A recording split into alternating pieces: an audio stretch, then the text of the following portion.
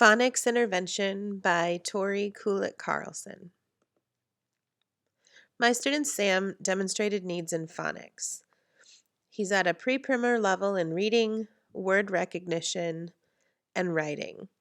I got this information from the Word Cafe, Words Their Way, and the QRI Sight Word Reading Fluency Test, as well as some of his reading samples from that QRI, and everything indicated and pointed toward a need for phonics instruction and interventions.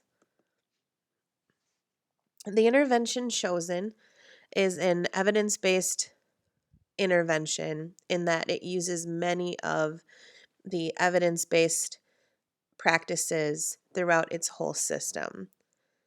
It's called Sonday, Phonics Instruction, and it has many varieties of intervention. So it works on letter sounds, middle sounds like a double vowel, end sounds.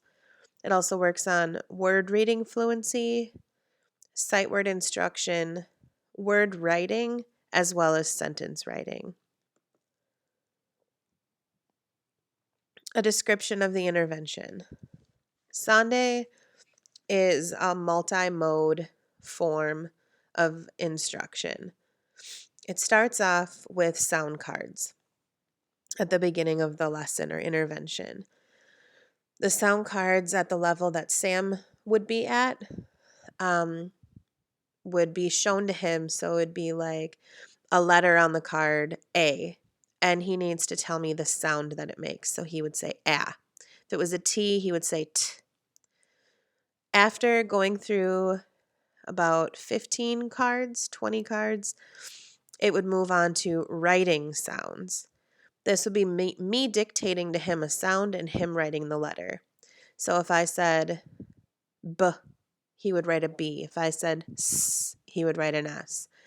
Now, if he wrote a different letter, for instance, if I said S and he wrote a C, we would then stop. There's no erasing in Sonday, so he would cross it off, and then he would take 2 fingers with his right hand and make an S on the table saying S as he wrote it. He would do this 3 times. Then I would ask him to write the letter S on his paper. After writing sounds becomes a kinesthetic activity with a ball. You can either roll the ball back and forth or toss it. So I would read from the book that Sonday provides a list of words. And depending on how quickly this activity goes would depend on how many words we do. This activity goes on for about 5 to 7 minutes. I would say a word, and the level that he would be at, he would tell me the middle sound he hears. So if I said to him and tossed the ball, cat, he would tell me, ah, and toss the ball back. We would keep going back and forth until the time was up. Next would be word writing. He would move into hearing me say a word and then writing it down. If he were to get the word wrong, say I asked him to spell ham and he wrote hem, I would say, I see that you wrote hem. I was looking for the word ham. Then together we would use our 3 fingers and say ah, 3 times. Then he would take 2 fingers and write the actual word sounding it out. Ah, with his 2 fingers. Then I would ask him to cross the word hem out and write the word ham.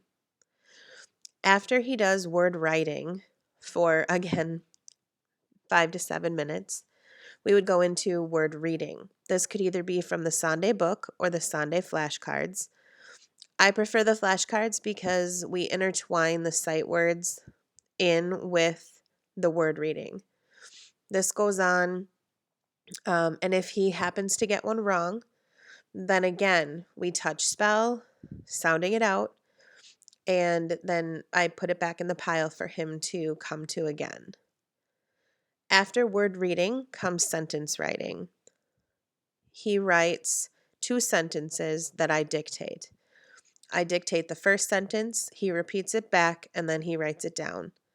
I dictate the second, he repeats it, and then he writes it down.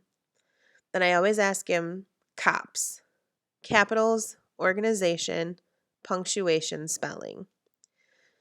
He's really good at looking back and making self-corrections at this point, which is a great skill. And any mistake that he or I see in Sonday, we don't erase, so he crosses it off and redoes it after touch spelling on the table.